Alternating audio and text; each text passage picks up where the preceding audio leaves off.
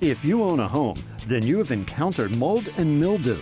Not only unsightly, these organic growths damage certain surfaces in the home, and some types actually pose a health threat. Organic growth comes into your home through your windows, your doors, anytime, any way, any shape, any form, it can come in. The spores themselves are extremely small, so they can fit just about anywhere. So whether it's surface or it's wood, they're going to survive and they're going to set up shop. And you've got to control it or it will control you. The most common household chemical used in the war against organic growth is bleach. You're cleaning the best you can. Unfortunately, if you use bleach, you may find yourself losing the war. It's not your fault. A common misconception about the use of bleach in the case of organic growth is, in my words, is a no-no. In the case of the EPA, it's also a no-no. In the case of bleach, it's strictly a surface cleaner. It is not a registered, and I repeat, not a registered disinfectant. Designing Space's own Debbie Marie has been battling organic growth for some time. This time, Designing Spaces came to her rescue. Well, to clean my bathrooms and mostly my shower, I use bleach, and it does work for a short amount of time. I always notice that the mold and mildew come back. So when I was at the big box store, I figured I would try some other products. But again, it worked for a little bit, but then the mold and mildew came back. So I realized I needed help. Other mold and mildew control products are salt-based. Unfortunately, salt washes away easily. Picture a spoon of sugar just melting away in your coffee. It's gone in no time. People will go to the big box stores and buy a product that says it will clean organic growth. And you look on the side and it says quat salt-based product. What does that mean in short terms?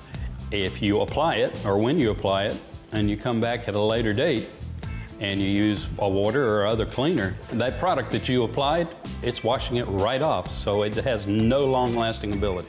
I was worried about the mold coming back and even spreading, so I realized I needed help. So who do I call? Designing Spaces. And they told me they had the perfect solution. So Designing Spaces got together with Arthur and Debbie to learn about using Endurance BioBarrier Mold Prevention Spray and get tips on controlling organic growth around your home and property. This is how you win the war.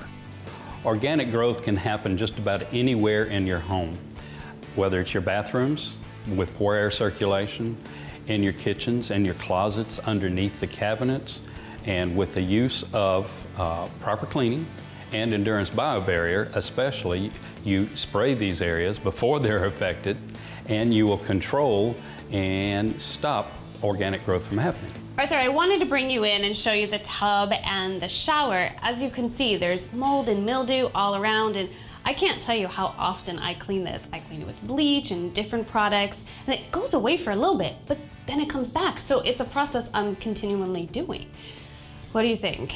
Well, first thing I'll tell you is that in the grout, which is a porous surface, the organic growth is set up shop.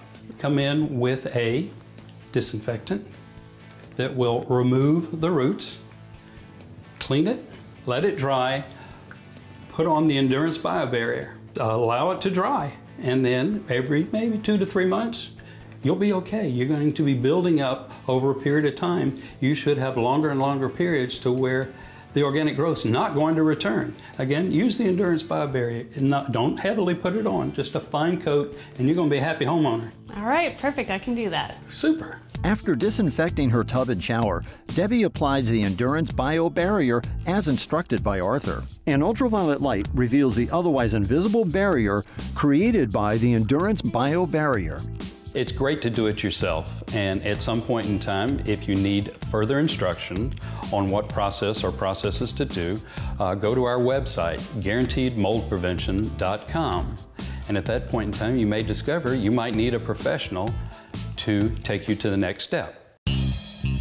Meet Mike Brill from Skyline DKI, a professional mold remediator and user of Endurance BioBarrier.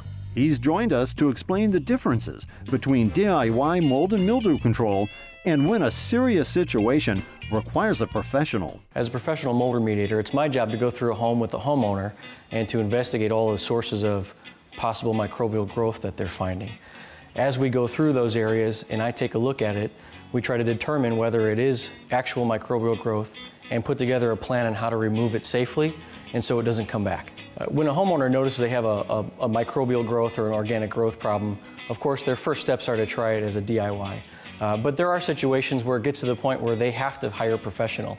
Anytime you have mold growth or organic growth over 10 square feet, you're going to need to hire a professional to come in and help them remediate that problem. When looking for a mold remediation company, you can find my company direct at skylinedki.com. Well, I think I've won on the war with mold and mildew. I've got my weapon now. To learn more and to see this portion of the show again, go to designingspaces.tv.